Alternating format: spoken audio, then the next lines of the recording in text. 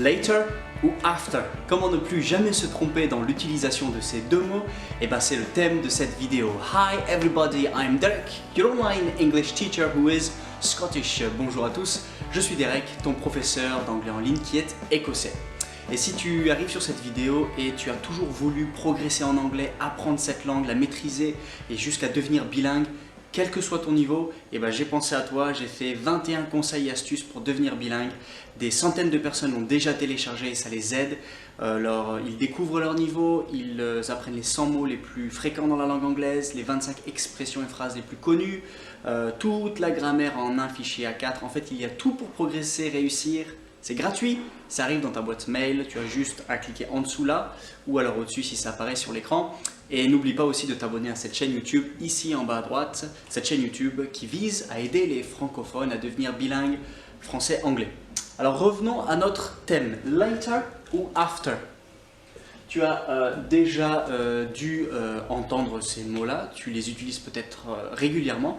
Cependant, beaucoup de Français se trompent en l'utilisant. Alors c'est pas très grave à première vue, mais si tu veux vraiment maîtriser les petites subtilités de langue et bien sûr devenir bilingue, il va falloir réussir à ne plus se tromper et voir où sont les choses à faire et à ne pas faire. Alors peut-être tu ne te trompes pas et c'est excellent, mais si tu es encore pas tout à fait sûr, voilà la règle.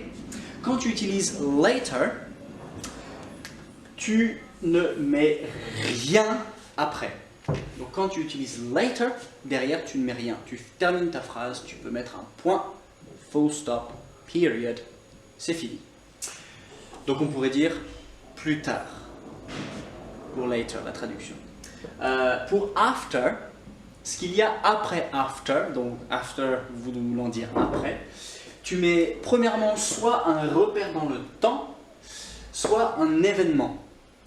Donc soit un repère dans le temps, soit un événement. Et attention, surtout pas une durée. Et ça, on va revenir après. Donc en exemple, qu'est-ce que ça donne? Ici, j'en ai mis 4. I will see you later. I will see you later. Donc le will est inaccentué. I will see you later. Donc on se voit plus tard, je te vois plus tard. Talk to you later, qui est aussi synonyme à talk to you soon. Le L de talk ne se prononce jamais. Talk. En gros, tu le dis comme si tu disais, c'était écrit T-A-K, talk. Il y a aussi le L de would, qui ne s'entend pas, de should, de could. Il faut le savoir, donc talk to you later. Tu vois que derrière, il n'y a rien. Later. Et les exemples pour after. See you after this video. Alors ça c'est si tu décides de continuer à regarder d'autres vidéos de cette chaîne YouTube après celle-ci. Donc see you after this video, c'est ce que je te dirais. Donc ça, c'est un événement. C'est-à-dire que l'événement que tu es en train de faire c'est this video. Et on peut aussi le mettre comme repère dans le temps si on mettait une horaire. See you after 10 o'clock.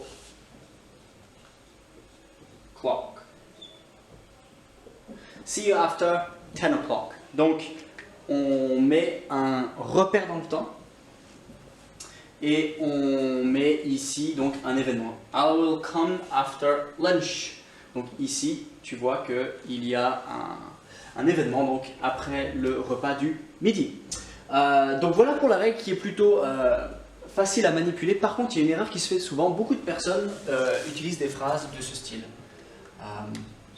I will come after 2 hours. 2 hours, ici, est une durée.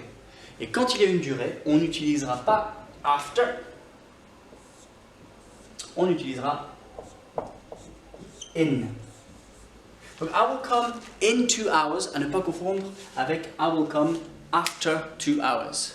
Si on veut récapituler, tout simplement, later, après on ne met rien, ça veut dire plus tard.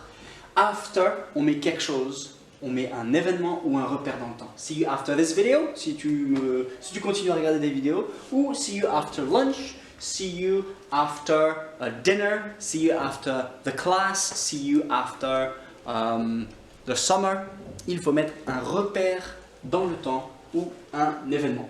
Voilà, là tu as à peu près tout, tutoriel plutôt court, plutôt abordable, tu peux t'entraîner de la manière dont tu veux. Je te mets une petite question à laquelle tu peux répondre en dessous de cette vidéo. Et n'oublie pas de t'abonner à cette chaîne YouTube et de télécharger gratuitement tes 21 conseils astuces pour devenir bilingue. Et là je peux te dire, talk to you later ou see you after this video.